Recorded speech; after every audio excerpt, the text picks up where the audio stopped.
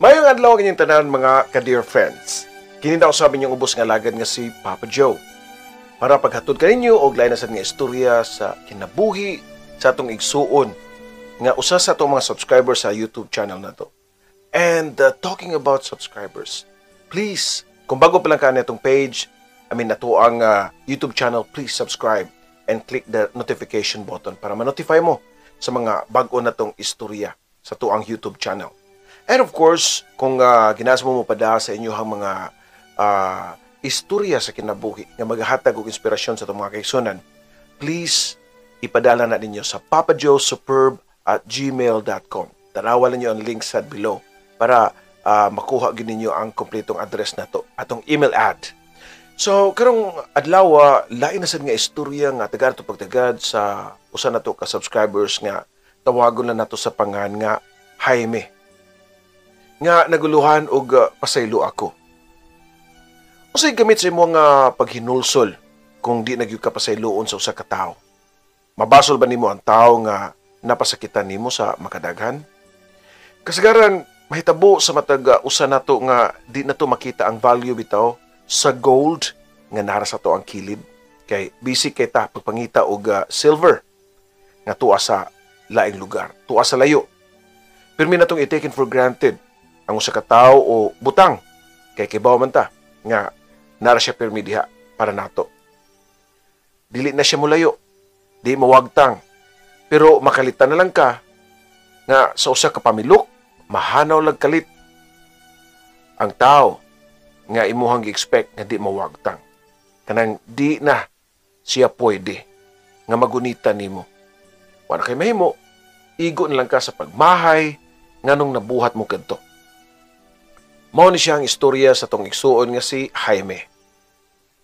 Dear Papa Joe, mayong adlaw nimo ug mayong adlaw pud sa imong mga avid nga mga followers and subscribers sa imong YouTube channel, ang Dear Papa Joe Stories. Itago lang ko sa pangalan nga Jaime. Taga Mindanao gyud ko Papa Joe, pero tungod sa kagubot dito nakahukom ang among pamilya nga mobalhin na lang sa lain lugar ug mao na rason nga napadpad mi sa Bohol. Ang tibok namang pamilya nagpuyo sa Bohol ug ako dito na pugko nakahuman sa kong pag-eskwela sa high school. Human sa kong graduation nakahukom ko nga mulangyaw. Moadto og lain lugar para mangita og kaayuhan. Napilihan na ako ang siyudad sa Sugbo nga mao'y akong taakon. Ug tuod man nakataak jud ko og Cebu. Nitipon ko sa akong maguwang nga naanapod siya sa Cebu nagpuyo ug nagtrabaho sa MEPSA. Sa Lapu-Lapu. Ang ako maguwang ang nangitag paagi nga makasud ko og trabaho sa usa ka mall.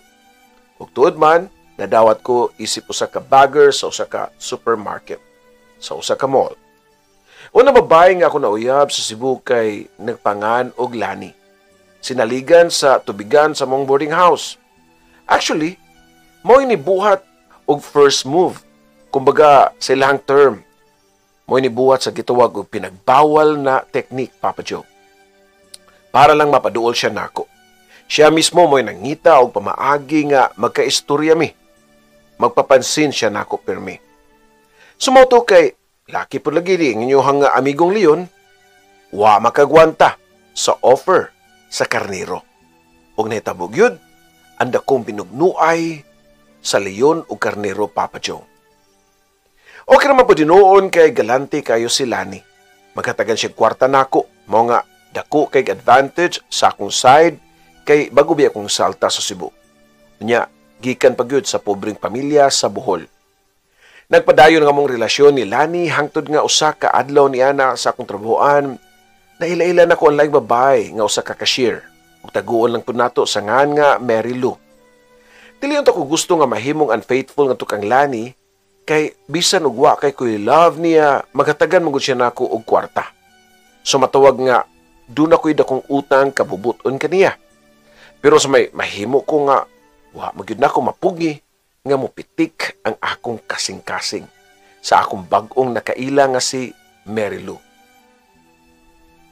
Mabasol ba ko ninyo kung mahigugma ko kang Mary Lou?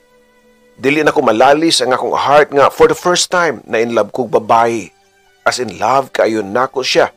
Nga murag nawala nako Unawa ko sa gani nga kaugalingon akong paminsar, Papa Joe. Nasulti kini. Nako. Diyang usa ka adlaw niya na magtuman sa ngamong relasyon ni Mary Lou. Pero nadiskubrian nako nga nadi siya laing uyab nga kauban rapod namo nga usa ka bagger. Murag feeling nako na wad ana kog interes ngadto kang Mary Lou. Gusto ko siya nga buwagan. Pero o siya mismo ang gusto mo buwagan Pero wa ko mo dawat nga magbuwag mi. Kay na-obsess na ko ngadto kang Mary Lou.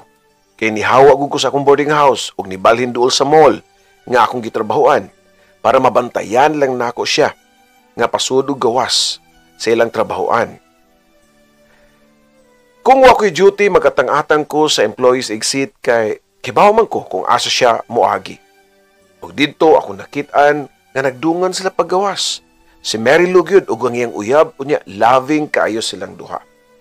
Nagpangusmo na ko sa kasuko, Papa Joe.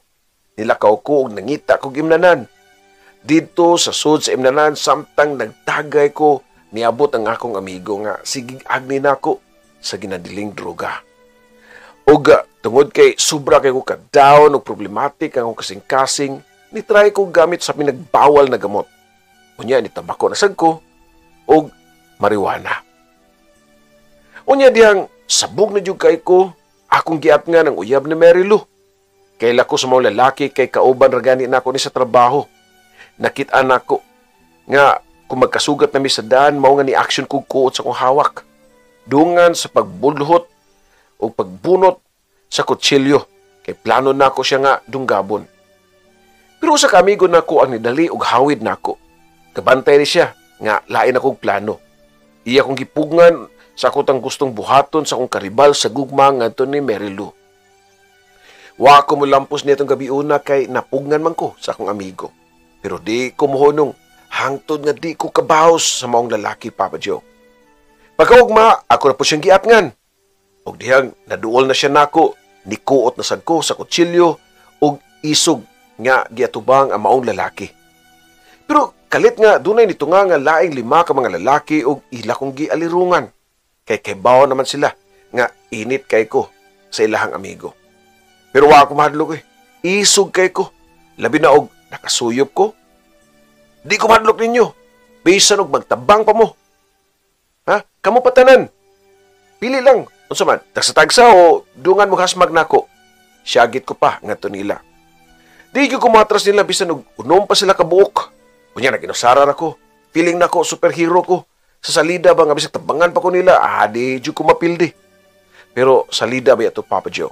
Unya reality ning ako Klaro nga pildihon gyud ko kay nag-inusara ra biya ko. May nalang gani kay day hapit na gyud mi nga maghasmagay. Niabot ang akong mga amigo nga manuyupay pod nga sama nako. Nagbarog sila sa akong kilid ug andam og tagana nga mulaban diri kanako. Mao to nga nahadlok sila og niatras. Pagkaugmana, niabot ang balita nga kagubot dito sa among HR. O ang ending, kaming duha sa akong karibal o usa ka babae ang gitaktak sa trabaho. Wala ko'y trabaho, Papa Joe. Pero okay lang kay dali raman kayo mga apply. Mga apply og lain kay naswito na ko sa pasukot-sikot diri sa Cebu. Okay ba na pugko nga mga apply. Nadawat ko og lain nga trabaho. Kasagaran, mga mall o department store lang gihapon.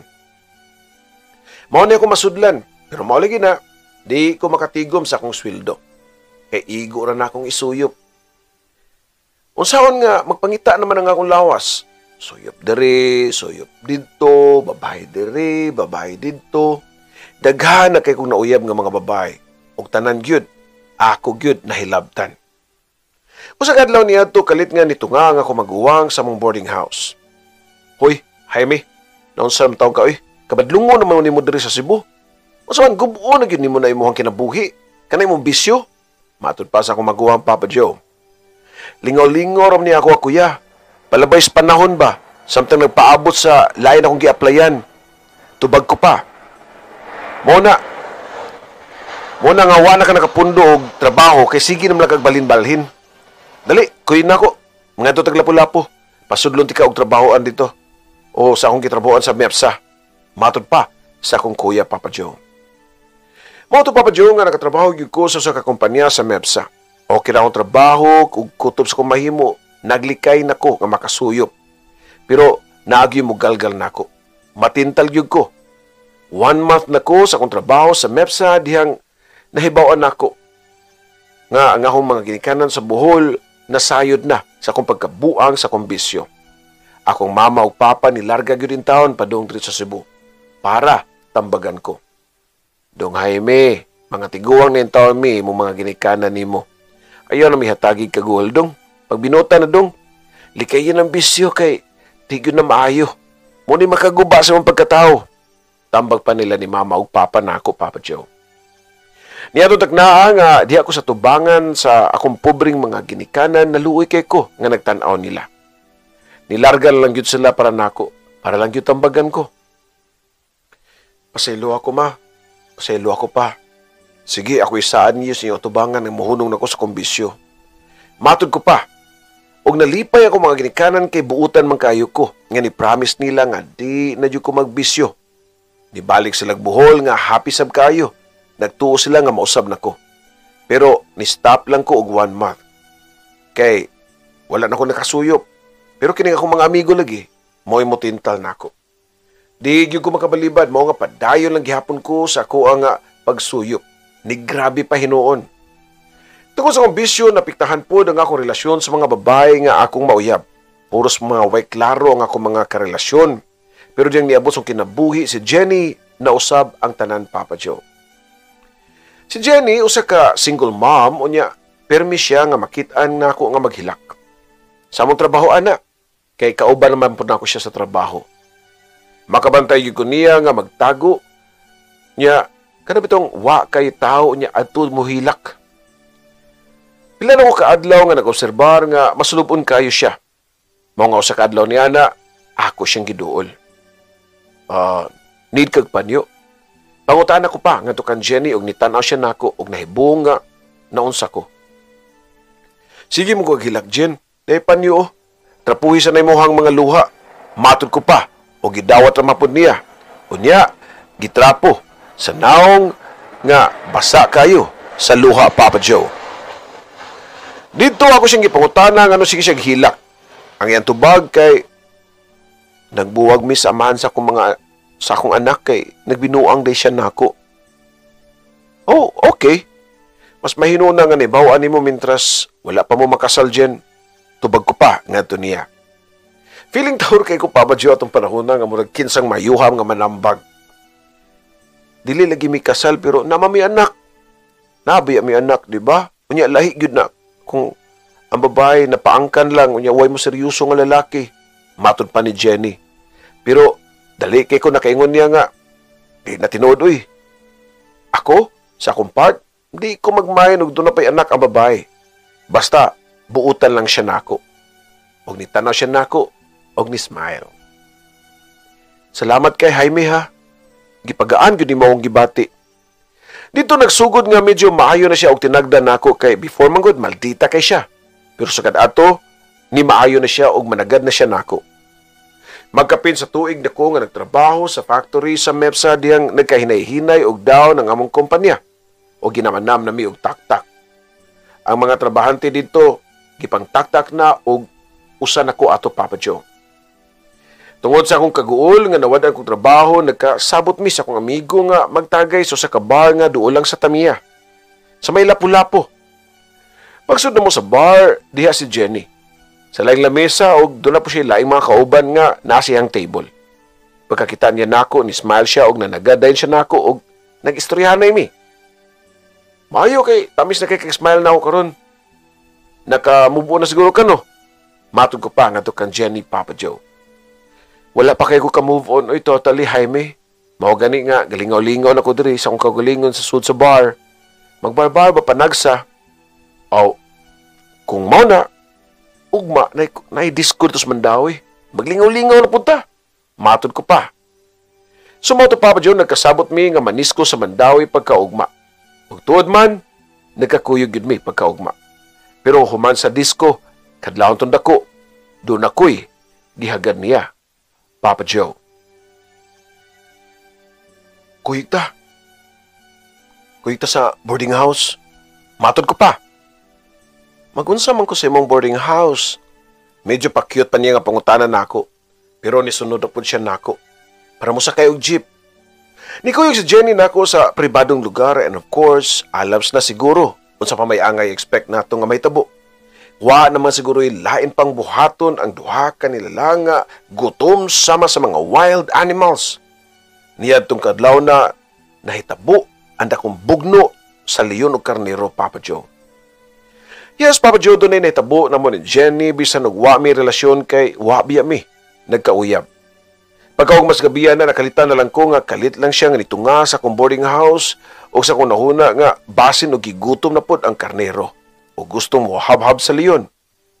Padayon gihapon ko sa akong bisyo ug padayon po ko sa among MU ni Jenny. Nga murag kami, murasad og dili. Halos kasagaran man hinuon sa akong mga babay, walay klaro.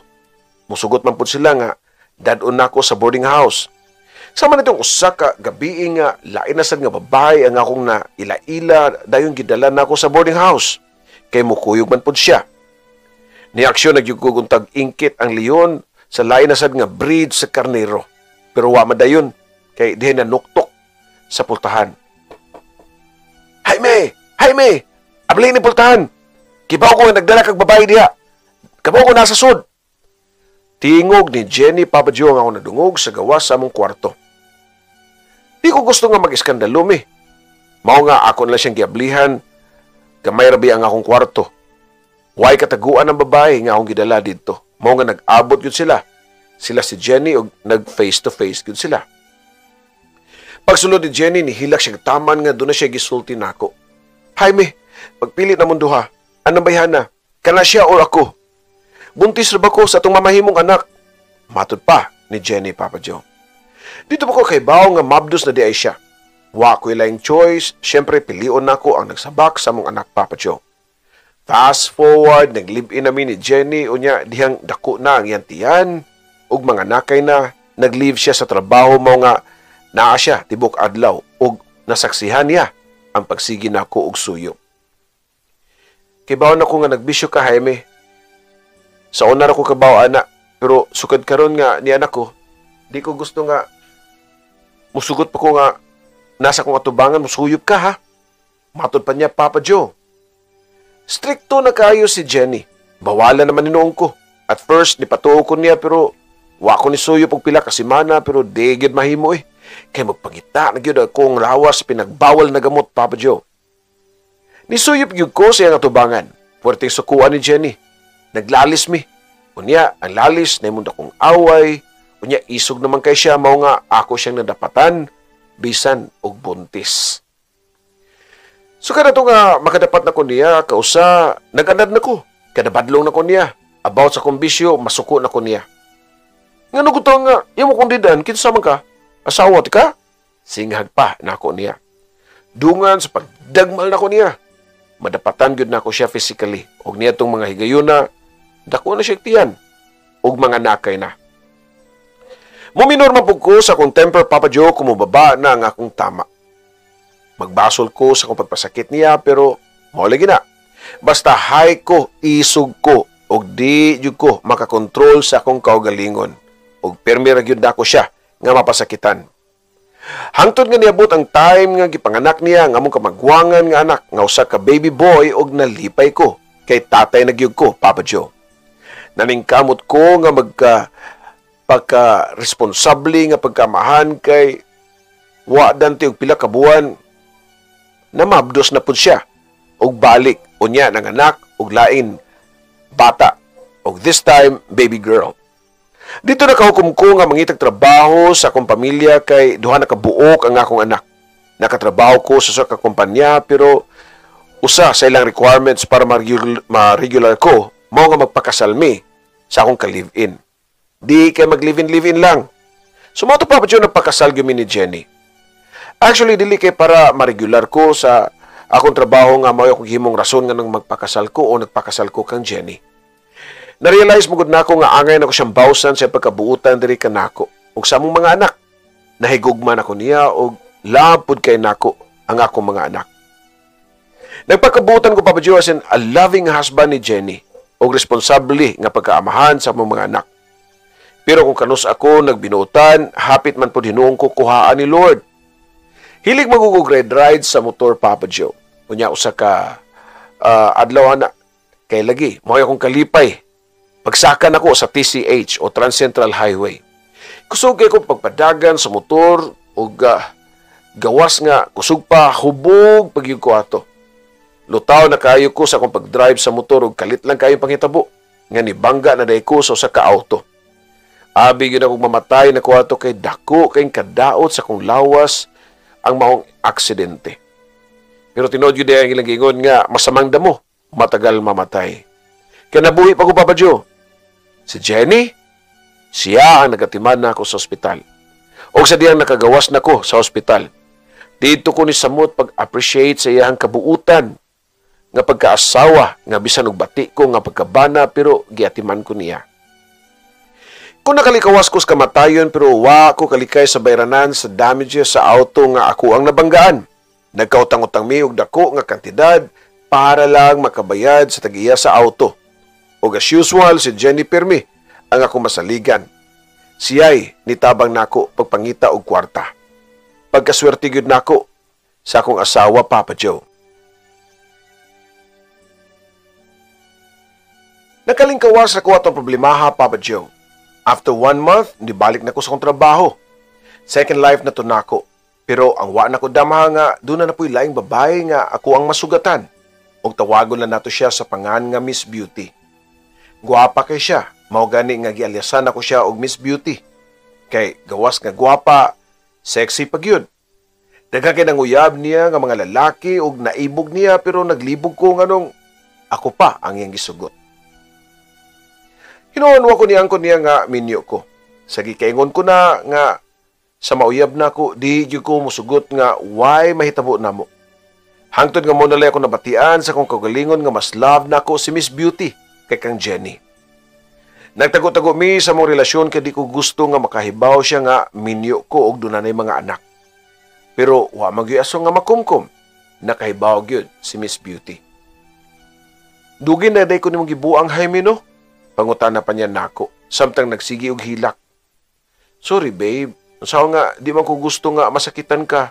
Unya di ko gusto nga mawa ka nako kay babi ako nga huwagan jud ko nimo og masayod ka nga pamilyado ko. Sayop ka Jaime oy, di ko mobuwag nimo. Ikaw ang akong pabuton pagpili na mo. Ako or ang imong asawa. Pahunat pa niya nako, Papa Joe.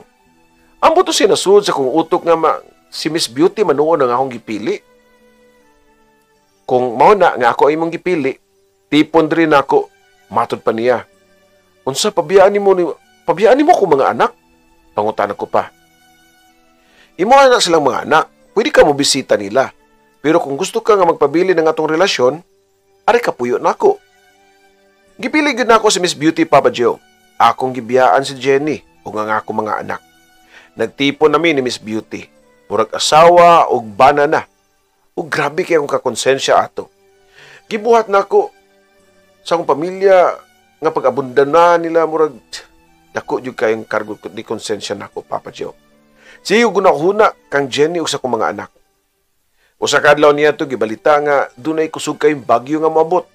Ang bagyong Yolanda. Ako una-huna tuwa lang kang Jenny ug sa akong mga anak. Wa na ko nimutang mao nga ako silang giadto sa ilahang gipuy-an para akong i-check kung okay ra ba sila. So kaniya to, maayo na og tinagdan si Jenny nako. Murag nawa na siguro ang iyang kasuko diri nako. Pwede ra ka moari diri. Text pa ni Jenny nako. Mao nga nidali ko adto sa ilaha unya nakalugar min duha. Nahitabo na pod ang binugnoay sa legit nga leon ug karnero, Papa Joe. Di kay kausa ra nahitabo. Kadaghan gyud kay siya may mo-text nako nga padtuon ko. Ini gumana mo ni Jenny adto na pud ko sa akong ka-live-in nga si Miss Beauty. Hangtod nga usa ka adlaw niya na nakistorya si Miss Beauty nako. Jaime, kibaw ako nga magbisitaan kasi mong asawa. I mean imong ex-asawa. Og dili po ko bugo nga wa gyud nitabo ninyo ha. Matod pa niya. Ha?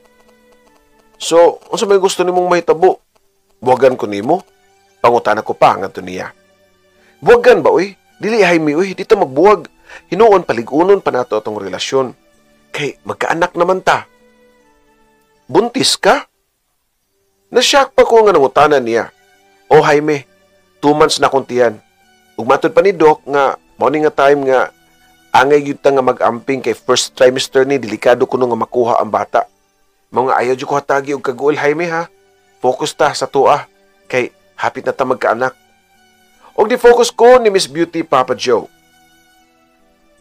Akong ihatag niya kung sa iyang gustong kanon. Wapo ko niya to kang Jenny. Bisan og mo-text siya nako nga iya kong paadtuon. Hangtod nga usa ka adlaw niya na gitawagan ko sa paryente ni Jenny nga naa ko na siya sa hospital. Na-admit. Nidali ko gadto sa hospital para adtuon nako siya og naunsa si Jenny. Og dito pa nako nahibaw-an nga mauday nga na hospital si Jenny kay nakuhaan siya. Buntis po di siya unta sa mong ikatulong anak. Pero wa na. Nakuha na ang bata o gibasol gyud nako ang akong kaugalingon. Ako gyud hinungdan ngano nakuhaan siya. Tungod sa kaguol ni Jenny nga iya halang gilom-luom. Nakahila kong taman na to Papa Joe og sangko sa langit ang akong pagmahay Papa Joe. Ngano nabuhat man to nako kan Jenny oy kabuutan niya nako pero sa may akong gibawas niya. Kasakit. Kasalbahis na ko pagkatao oy. Wa gani ko kabaw nga ni mabdos di siya. Selfish ra kaayo ko. Mo na na-realize na ako sa akong kaugalingon, Papa Joe. Niuli ko sa mong gipuy-an ni Miss Beauty og ako siyang giprangkahan. Uli na lang sa probinsya. Matod ko pa, nga to niya. Nga naman, kunya magkalagyo ta, Jaime. Mag-uol ra ba ko, wa ka. Ingon na ba ang doktor nga di ko pwede mag-uol? Magbuwag na ta, babe. Kaya mobalik na ko sa kong asawa o akong mga anak. Matod ko pa niya. Nihilak siyang taman, di siya gusto nga magkabuwag mi, pero ako naman yun ang desisyon. Wala na si Miss Beauty. Nakauli na siya sa probinsya para ato ipadayo ng iyahang pagmabdos. Unya, ako, niyato ko kang Jenny. Free na ko sa kung gusto nga makipagbalik niya. Jenny, nagbuwag na mi sa kong uyab. Mubalik na ko nimo. Magsugod ta sa bagong kinabuhi. Kauban na itong mga anak. Excited ko pa nga sulti niya. Pero si Jenny, igulangan ni isang kilay. Kung sa pagtuon mo na ako, Jaime, bulingon kay pwede rin mo balikan anytime. Nga, kung imong gustong labhan. It's too late, oy, Jaime. Di na ako ganahan ni mo. Human nakuha ang atong anak, gikalimta na tika. Pwede ka kakabisita sa imong mga anak, pero ayaw na pagdahom nga makipagbalik pa ko nimo. Matod pa ni Jenny, Papa Joe. Sakit kayo ka bang feeling nimo nga gusto na ka nga magbago kano sa pagani ka nga nakarealize nga si Jenny Judea nga akong love siya na pud ang nidili. Pero wa ko ni give up. Ako siyang gipanguyaban. Hatagan ako siyang flowers, invite na ako siya mga on sa gawas, manimba mi kuyog ang among mga anak. Mukuyog naman pud siya. Diri ka nako. Mas mayo na ang iyang tinagdan nako. Di na ko niya kasukan. Sa kung nahuna, gamay nilang kuwang malukmay na si Jenny ug makigbalik na siya nako. Pero sayop ko Papa Joe kayo sa kaadlaw niya na doon na siya gisulti nako. Jaime, mo trabaho ko abroad, ikay bantay sa mga bata ha. Matod pa niya. Nasya ko kay di ko gusto nga mularga siya, nga malayo na noon siya namo. Ako siyang gipugngan pero di na gyud siya magpapugong Papa Joe. Kay mo abroad gyud kuno siya. Moto nga nakalarga gyud si Jenny sa laing nasod ug nagtrabaho na siya didto. Samtang ako mo'y nagbantay sa mong anak, hoping paghihapon ko nga magkabalik mi. Maybe, kung tuwa na siya sa gawas, layo na ako, basin og mingaw na siya nako. Wa ako masayop sa akong pagtuo, nga mingawon siya nako kung tuwa siya sa gawas. Kaya nagbalik yun mi, mga pila ka months. Happy na kay ko sa himtang namo og nagpakabuutan yun ko pag-ayog taman. Giyatiman yun nako ang among mga anak. Ni-focus ko ngadto nila. Gibiyaan na pud nako ang tanan nakong bisyo. Pero karon tuiga lang nga 2024 nasakpan nako nga dunay laing uyab si Jenny. Dito sa gawas. Na siya laki didto o gibugan na pud ko niya kay di na jud kuno siya nako. Gibuhat nako ang tanan. Nihila ko nagpakiluoy niya nga dili lang niya gub-on ang among pamilya. Kung kanus-a nga okay nako o kanus-a nga nagbalik na mi unta. Siya na po na niguba sa among pagpuyo. Pero, wa ko ni judge niya. Kibaw ko nga dunay rason nga nabuhat niya. Sama pod nako nga gibiyaan ako sila. Jenny, kung makakita ka ng video ni Papa Joe, pasaylo ako. Please, balik na namo. Pauli na sa Pilipinas kay di ko gusto nga mawagtangan o ginahan ang atong mga anak. I love you so much. Please, balik na namo. Papa Joe, kini akong istorya, akong gisuwat sa pamasin o pinaagi ani siguro makarealize si Jenny nga dili pa ulahi ang tanan. Dawaton pagyapon nako siya. Sama siya pagdawat nako. Kiniadtong ako pa'y nakasala niya. Gisuwat ko ni para makuhaan og leksyon sa ubang mga lalaki nga di magdinaw og babae. Di magpakahayop sa laman nga bisag kinsa na lang patulan. Daghang kayong salamat, Papa Joe, sa imong pagbasa sa kung suwat tampo nga bisan og dili ni happy ending.